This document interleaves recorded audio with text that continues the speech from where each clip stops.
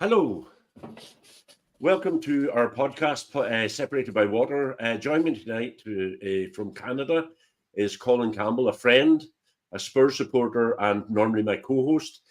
So we'll hear about what's going on in Canada in a minute or two. Also joining us is Kevin Kelly, Man United supporter who's bravely decided to join us after a 3-0 defeat on Sunday evening. So because we've got a Man United supporter on, we're going to talk all things Man United mainly tonight. But I would ask you to come on to the comment section and join in with us at all stages for what is Separated with Water, episode 7.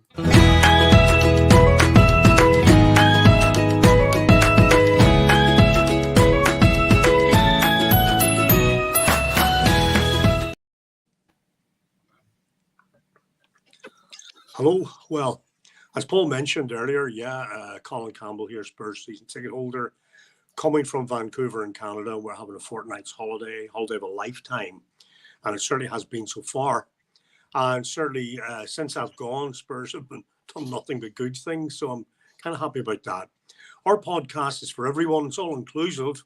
But as Paul's already mentioned, it's for people in Ireland, both north and south, who follow teams in England. And particularly today, it's all focused on Man United. But if you support a team that you want to talk about, or you may think of a few others on the island do support, let us know. We're keen to hear from you. We love comments, as you'll hear later. Okay. Paul, I think you've had a few, comments. Yeah, we had a few late on last week in the episode, and we missed one. I remember I was mentioning Jimmy Bullard. We were talking about Duncan Ferguson. Cal also texted me and straight after the match on Sunday night and said, please don't discuss Man United. Ironically, we've got a Man United supporter and Colin. The important thing, I don't remember if you remember slagging this shirt off the other night, the last 2 episodes ago, was it? No, I admired it. I commented on it. Okay. No. You commented on it and you said it would make you dizzy. A Forest supporter who listened to the episode the other day said, it's them 2 stars that's making you dizzy because you don't have to on top of your shirt. All right. Yeah. So anyway, please keep on going. Something you'll never sing. That's what we got. Forest fans, champions of Europe, something you'll never sing. Well, okay. Point taken. Okay. So as we normally start off with a wee puzzler, just a wee question to keep you going. Please don't Google it. Please send in your options or your answers. Who are the top goal scorers of all time for these 3 teams? Liverpool, Chelsea, and Man United. I get 2 of these. This question popped up in some radio station I was listening to. I get 2 of them, and I was surprised by one of them. So we'll leave that to run for you anyway. So, Kevin, thank you for joining us tonight. Hey, Paul. Hey, Colin. How are you? Yeah, it's a great week to come on as a Man United fan, I must admit. So it gets better and better. Yeah. Well, we'll review the game in a minute or two. Thanks for coming on with us. Everybody who comes on, Kev, supporting a team, we always ask them the question, how did you start supporting your team, Man United? Where was the influence from? I guess, actually, funnily enough, my dad was a Villa supporter. My parents spent 30-odd years in Birmingham living next to Villa Park. And so he was a Villa supporter in the early years, but I have 2 older brothers, and both started following Man U, and of course that influenced me to support Man U. And then I think my dad changed to a Liverpool supporter just to kind of get up our nose about it a little bit. But yeah, overall, Man United owe you nothing as a supporter. I mean, I probably supported them in the great old days, when even from the 80s, when I could started remembering, when United started winning a few bits and pieces back in probably 85 or so when they won an FA Cup. When Ferguson's future looked, when it looked a little bit hairy. That was Ron Atkinson's time, but they were great times to follow Man U. And they're the fondest memories I have actually are probably the 80s following them when they didn't win leagues but they had a lot of Irish players. They had Stapletons, McGraths, and Morans, great Irish players. So that probably influenced me a lot. And I suppose where I grew up in West Cork, it was primarily Man United or Liverpool, with a sprinkling maybe of Arsenal. But going to school, it was probably in my class alone. I think when I thought about this, I think it was about 80-20 Man United Liverpool. There was a couple of Liverpool supporters, and I think there was 7 or 8 of us Man U supporters. And then in secondary school, it was again Man United primarily, Liverpool primarily. So they were the 2 biggest supported clubs. Arsenal would have been in the 3rd club around where I lived, I think, going off my experience.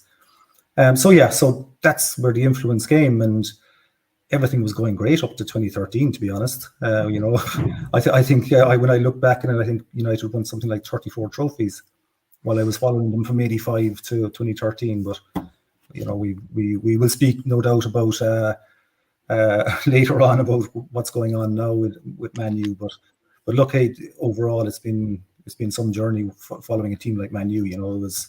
They were easy to follow, to be fair. Yeah. Yeah, very interesting. A lot of what you said, similar in the north, and Belfast, I suppose, where I was, lots of Man U, lots of Liverpool, quite a lot of Spurs as well, probably with the Blanchflower influence, and winning double and so on. And that's sort of where I had come from, as I've said before.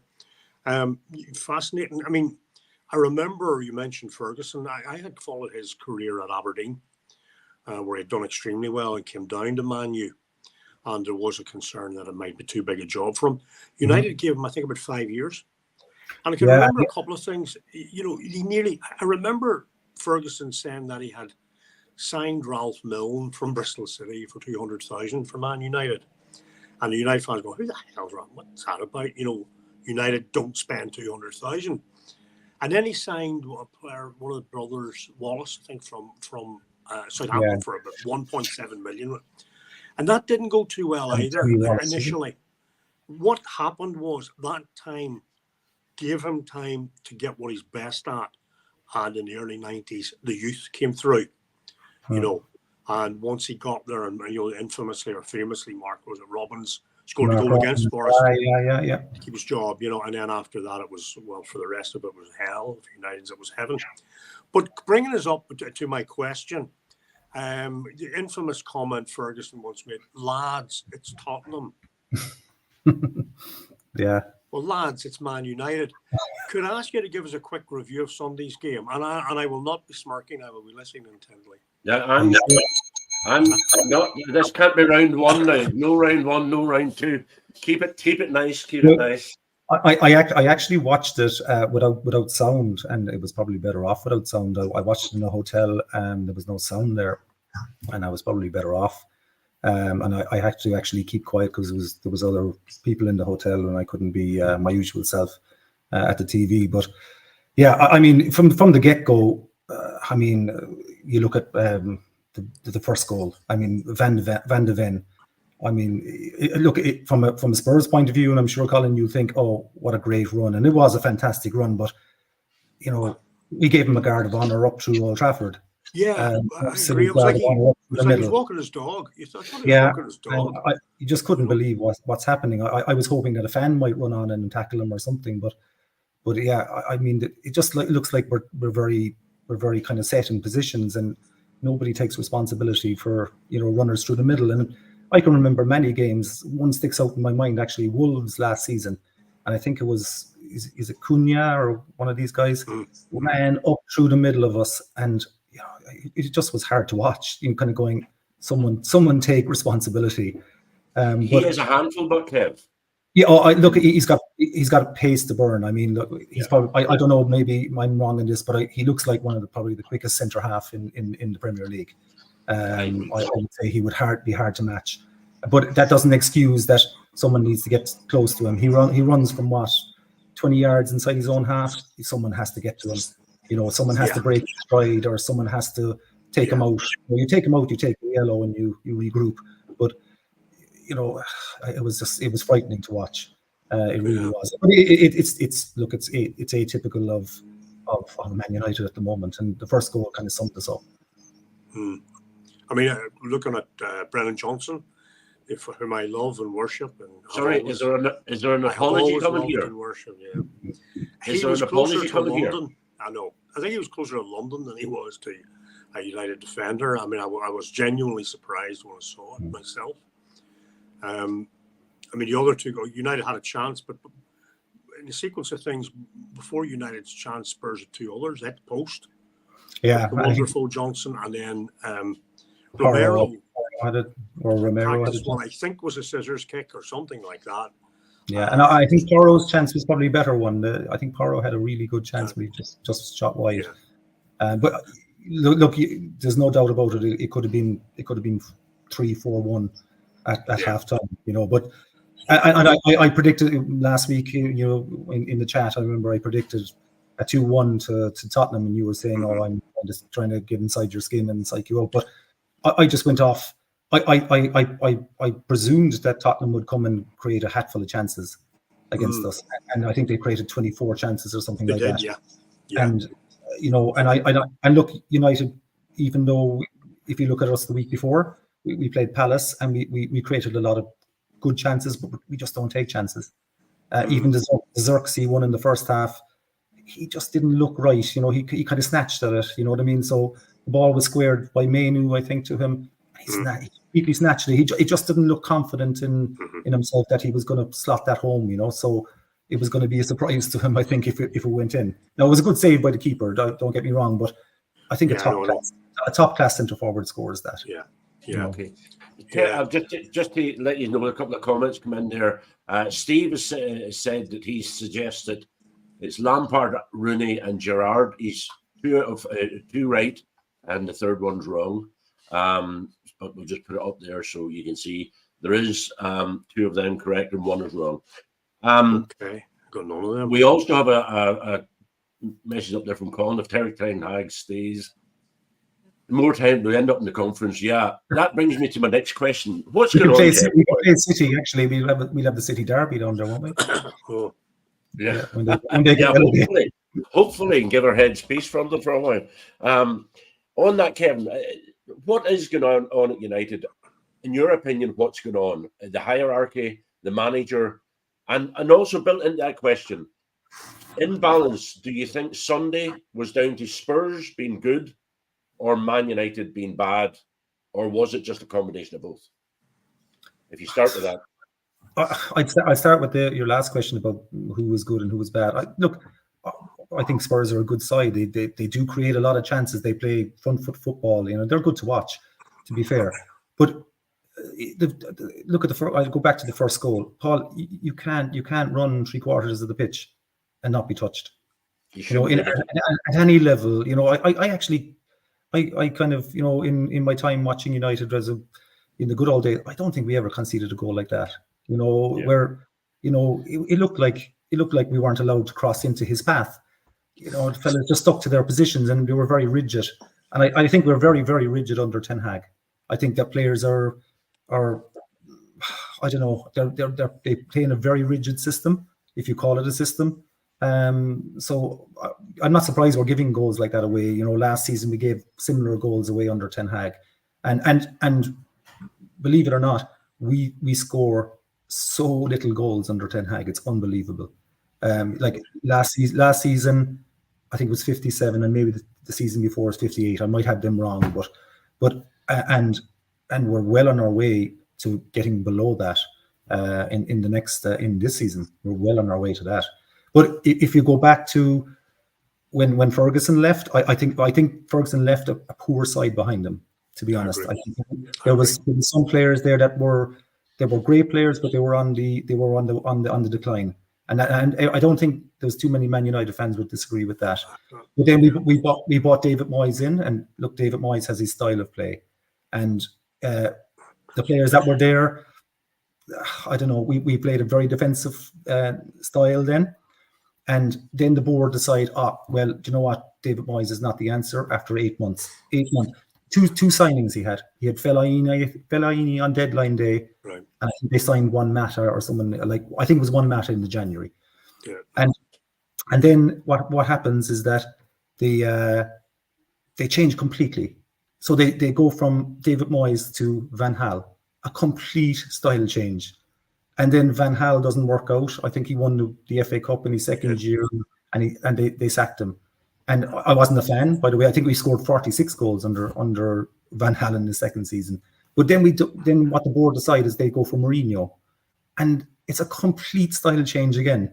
So you're going from a team that wants to just keep the ball and be very pedestrian to a counter-attacking built off a good defense with Mourinho, and then we change again, and we change style once more. So I think it's been a perfect storm of flip-flopping between styles. And if I look at Man City and Liverpool, they'll try and bring a manager in that'll just take over the reins from the existing manager and play in the same style. I think Tottenham, to be fair, are trying to do the same. Brighton are a great example of a lesser club who play a certain style and they bring in a manager to suit. So what we've been doing is bring in a big name. What's the biggest name we can get? And he'll do for now. And it just doesn't work out. And then he takes over a squad of players that don't really suit his style. So it's a rebuild and a rebuild and a rebuild. On that note, then, Kevin, will Ten Hag, hate to ask us, but will Ten Hag survive the international break? Well, I think the problem they have now is that Ineos are going to have some egg in their face if they sack him after 8 games. They'll have 8 games played in the international break. So, after backing him and giving him a contract extension, now they're going to look like they don't know what they're doing either. We were pointing the finger as the Glaziers and whatever, and we completely changed the backroom team in Man United, and they backed their manager, and now we're in a situation where we're 6 games in and we're talking about sacking him. So yeah, I think personally, I think he might get to Christmas. Then again, I don't see us getting much out of the away trip to Villa. So I think if he survives the international break, he'll be the luckiest man in the Premier League. But I think Ineos have a huge problem now. Is that they're going to look. I don't think it's survived the international break. I think that comment made by the club today, saying that he'll be there for at least 2 more games, that tells you everything. That they're already talking. I think it's now a case of who replaces him as opposed to when he goes. I don't want to see managers sacked. I had a point to make a few weeks ago about this.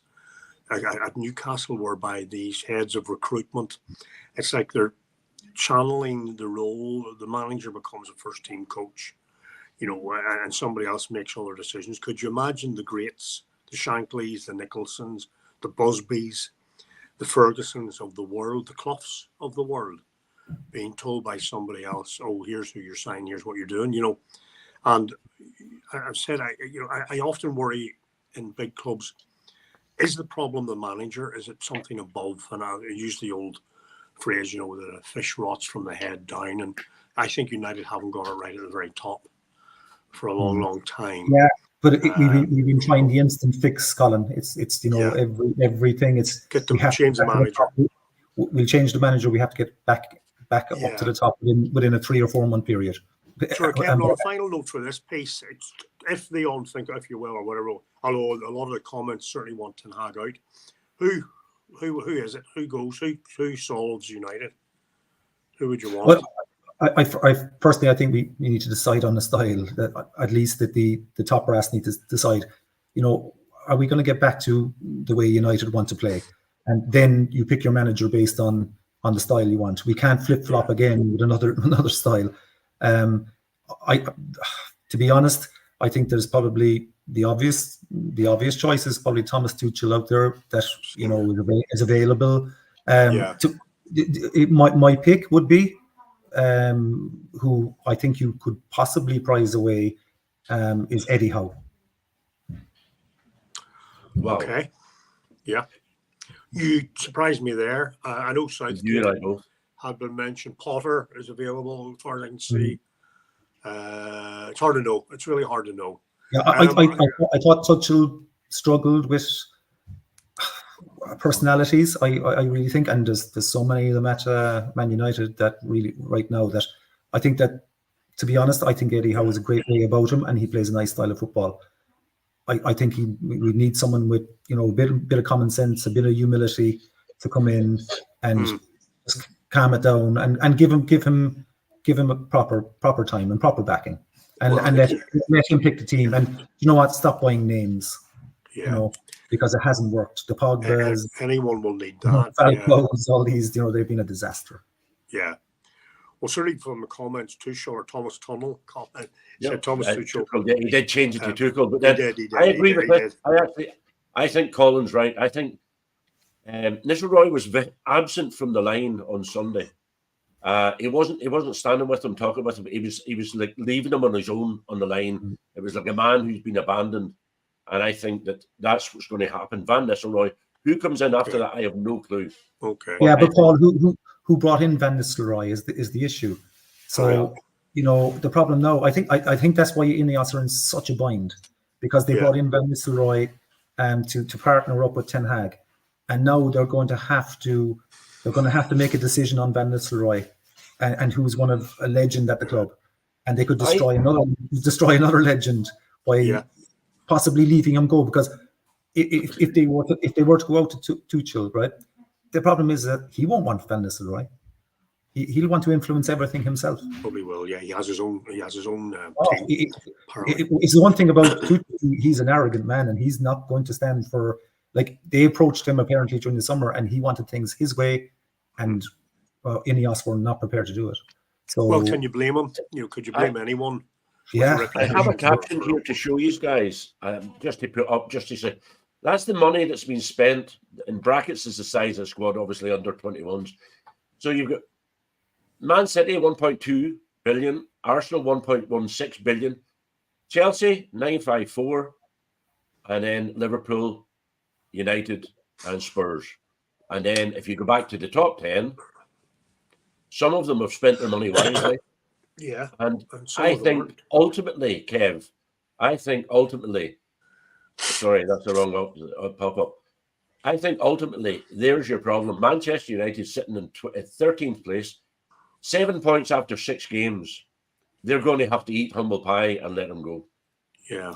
I'm glad you showed that, Paul, because I tried to look for United before the podcast, and I couldn't find them in the league, so I wasn't sure where they were. Okay.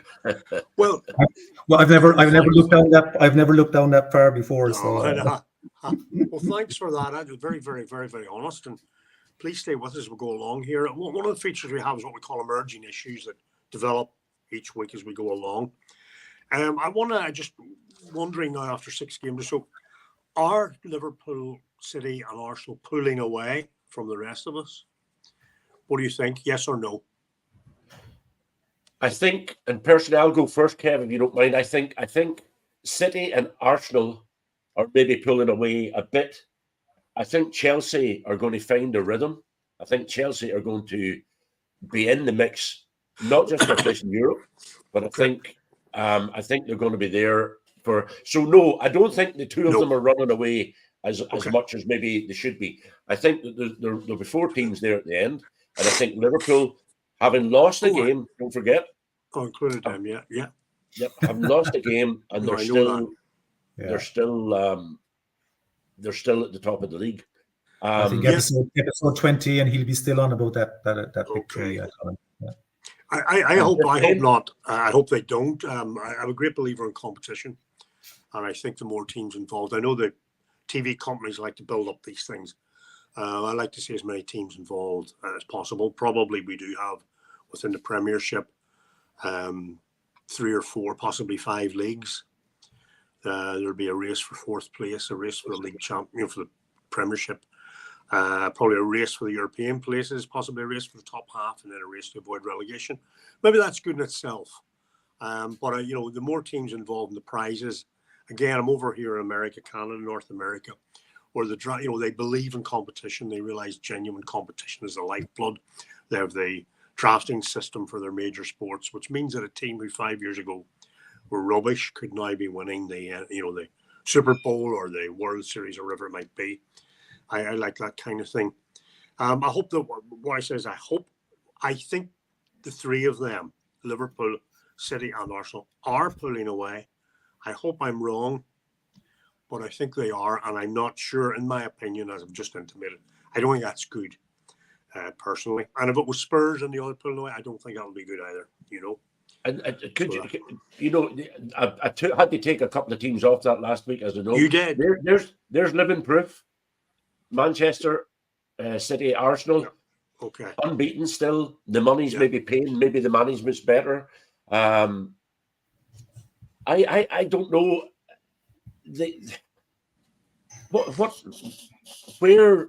Where does the other teams catch up with them where the money's concerned?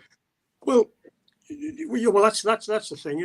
Money's. We're talking about Brighton. How well run they are, and teams can be well run and do extremely well. My worry is that no matter how well run and how well they do on the pitch, the gap is just that little bit too big. And I don't like that at all. I've seen other leagues, in my opinion, die because of it. North of England, there's the teams who play for third before a ball's been kicked. I'm not sure how wonderful that is for the fans. When we're fans, the essence of this podcast is about fans who love the thing and support teams and want to have some of the themes we have about expectations, about realistic and hope, about how we spend money to follow our teams and so on and so forth. I think the more people who are able to have a dream and an expectation, the better. Yeah. Okay. I had a note of concern. Yes, I was just about to ask you that. And probably watching TV. And probably my concern is, do they, or if they do, why pundits can start to get managers sacked? Now, obviously, we're talking about, Ten Hag's been talked about quite a lot. There have been others. Postecoglou was under fire there 2 weeks ago. Others will be. Howe had talked about the relationship between himself and the head of recruitment, and so on and so forth. Years and years ago in the 60s, when I was a very young boy, we watched Match of the Day of the Big Match. And in the Big Match, for example, Brian Moore commentated and Jimmy Hill said a few words about him. Then they discovered what was called the action replay piece of technology, which meant they could play back something and somebody would then talk about it, an incident. So far, so good. But now technology is so good that every little thing can be analysed by these people, And I was criticising referees. The referee is one pair of eyes who's making split decisions. And I know they cost a lot of money if it's wrong, but it's still, they're with the grace of God, they're doing their absolute best, And guys who, I don't think have refereed Premiership matches are complaining about that. Or players' performances. Sometimes you talk about why was the fullback out of position when the ball was crossed, and ignoring the fact that the fullback had made an 80-yard run to support the attack and had been caught out by a mistake by his own team. I think I worry about the guys who are unmarried, marriage guidance counsellors, effectively getting people in sacked. And I think that pundits who have been ex-managers, particularly successful ones, are more temperate in what they say because they understand what it's really like. And I just have an issue with punditry, and it's why are you doing a podcast if you do? Well, what we're trying to do here is take a different approach. That the table thumping, the expertise, why didn't they do this? Why didn't they do that? Look, when you see it now, all of that's wonderful through technology. We introduced some technology far, and we're not sure how well it's working. And we might go back to saying we'd rather just have the referee's decision, right or wrong, because I believe 99% of the time they're right. And most teams, have a bad decision in the year. Paul, you've already had your say on that one, so I think that happens. And that's my note of concern. I just worry about where we're going with punditry. Guys earning hundreds of thousands for what, I'm not sure. And they'll probably all come on and say, well, what are you talking about? I think that they're there to enlighten us, to show us something that we may not have seen in the game, and add to our enjoyment. I appreciate also they're in the entertainment business and have to be controversial at times, and I acknowledge all that. But that's my note of concern for today. I think you have to look at the challenge we're talking about there, 5 Live, which is probably a better one to listen to than Talk Sport. But Talk Sport, they talk all day. Each program talks about the same thing over and over again. And when they're not talking about something controversial, they have to find something and try and create controversy. Yeah. Monday morning, the first thing they talked about was Ten Hag. What happens? Yeah. So I know what you mean, Kev. with or without Ten Hag, where are United going to end up this season if they carry on the way they're playing? And sorry, that's not fair. Where are United going to end up? I suppose I think there's at least 6 or 7 teams ahead of them. So yeah, I can't see us improving on last season, Paul. To be honest, I think we finished 8th last season. I can't see any improvement on that. We scored, as I said, I think we scored 57 goals last season. Just not enough to win games, unfortunately. We actually didn't concede that mighty amount of goals last season. But look, we just cannot. I think we're just too rigid, and we're afraid. We're afraid to go forward for because we've been talking about defense. But when you look at the stats of Man United, it's pointing at we just can't score goals. And the first 6 games of this season, we got well beaten last Sunday, but the previous Saturday against Palace, we missed a hatful of chances, hatful of chances. And I think Liverpool are going. I think it's Liverpool are going to Palace next, or Arsenal are going to Palace. They'll absolutely annihilate them. I think they'll annihilate them because they'll just finish, like they'll create 20, 25 chances. And I think we actually created something like 16 or that way. I might be wrong on that, but we just couldn't take one of those chances. So they're the kind of games. Last Sunday, I think United fans weren't surprised they were beaten, but against the likes of Palace and stuff, you can't win those games. You're done.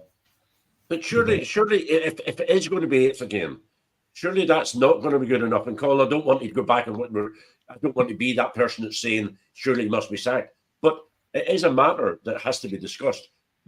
They have to change something.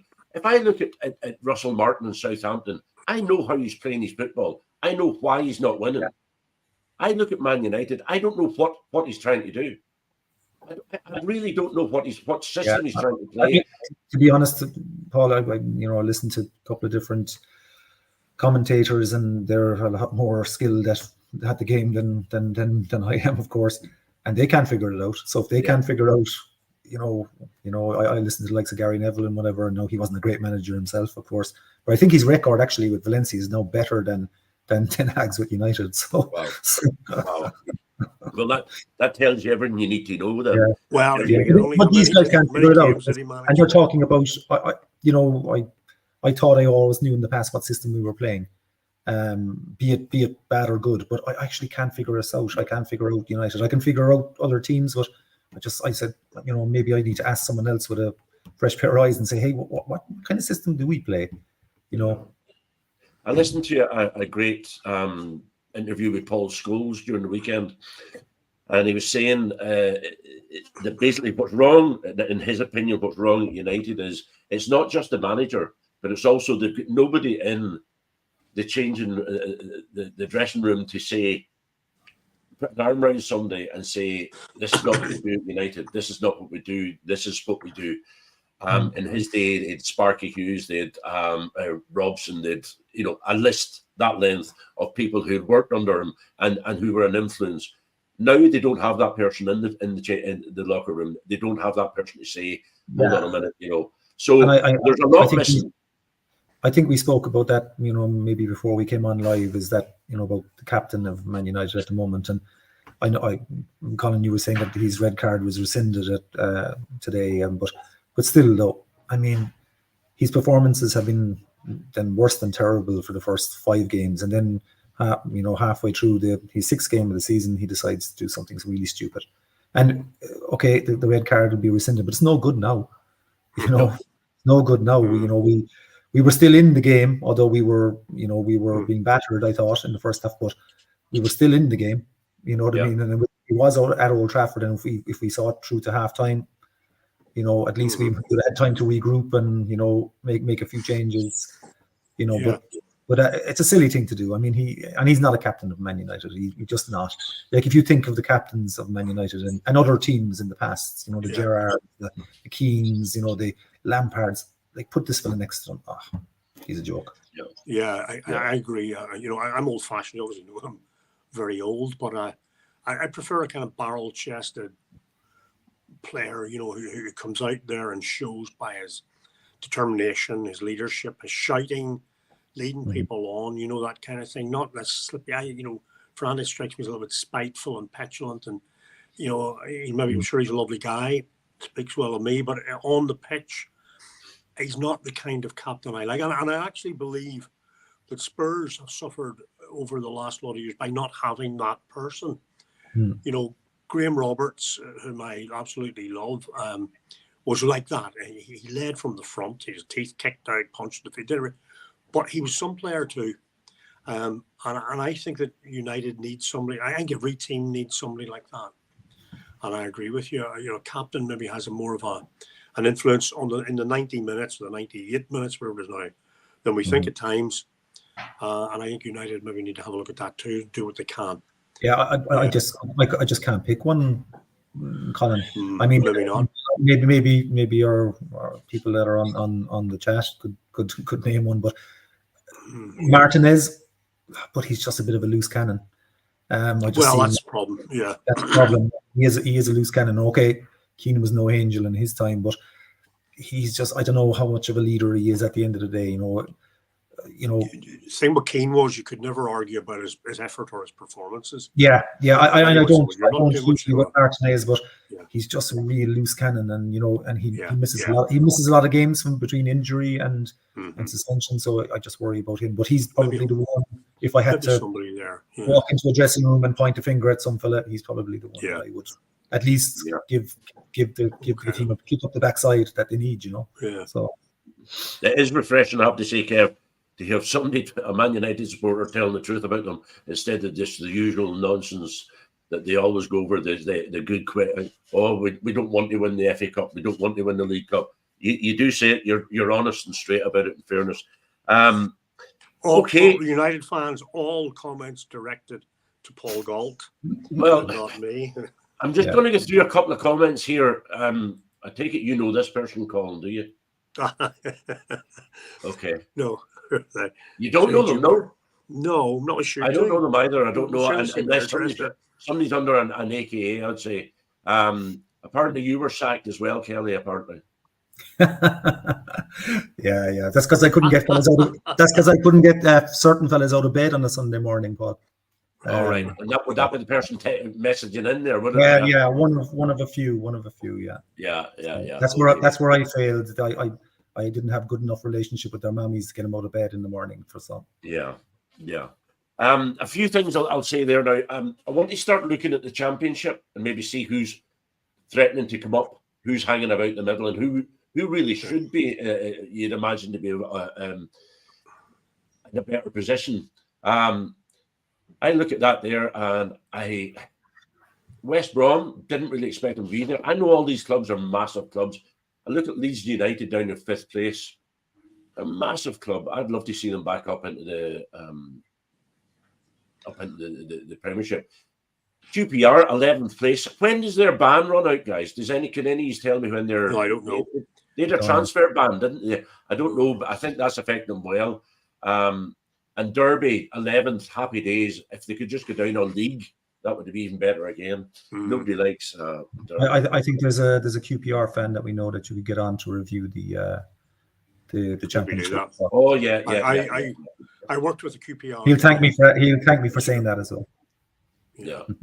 But they are a massive club. Some of these clubs, massive, and you would think they should be there. Puzzle answer. We have one correct answer. Needless to say, it's Marcus. Rush, Lampard, and Rooney. He googled it. No doubt about it. I didn't know Lampard was the top goal scorer. I wouldn't have guessed Lampard in a million years, to be honest. I wrote in Rooney, but I didn't have Chelsea. I had no clue. Good question, Paul. Good question. Okay, so leading on to our previews of this weekend's soccer, Colin, we'll go you first. You're away to Brighton, are you? Or are you home? Yeah, I think that is a big game for both teams again. Brighton will want to consolidate their start. Faltered a little at the weekend. Spurs will want to maintain momentum. I'm not as frightened about this game as I would have been this time last week. Let me put it like that. Okay. Right. Now, I know you don't like to predict. Give me a score. You have to give me a score. 2-1. Spurs. 2 to Spurs. Okay. Yeah. Kev, Okay. you're away to Villa. Yeah, could have easier ones, Paul. But look, if they don't get a reaction this week, I mean, there is something terribly wrong. But look, I think United fans expect a reaction this week, and I go for a hopeful draw, 2-2. Yeah, well, I'm looking at my phone here because I'm trying to find a message that I received the other day, and I hope that the earlier shows up. We're away to Chelsea, and I got a message the other day. I was just saying how well they're playing, and the message said absolutely from a laughing stock to title contenders in 6 games. I hope the laughing stock turn up in Sunday, otherwise we're in serious trouble. Honestly, Chelsea are going to get through us. I think we've got one of the best. Sorry? Prediction? Score? Prediction? I'm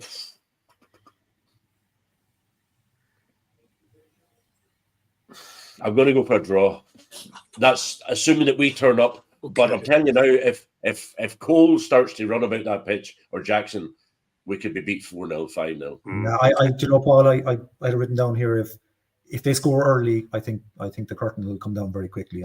That's what I mean. Yeah, that's what I mean. Yeah. It depends whether we can get our defence solid, like Murillo, and get all them boys, lock them down and stop them playing the game they want to play, which we can be good at, but we weren't good at it at the weekend.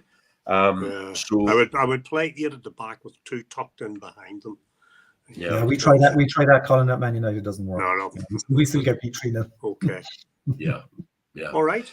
But okay, so look, we can see there from tonight that the timings are busier. I think we need to keep it around this time of night on a Tuesday night.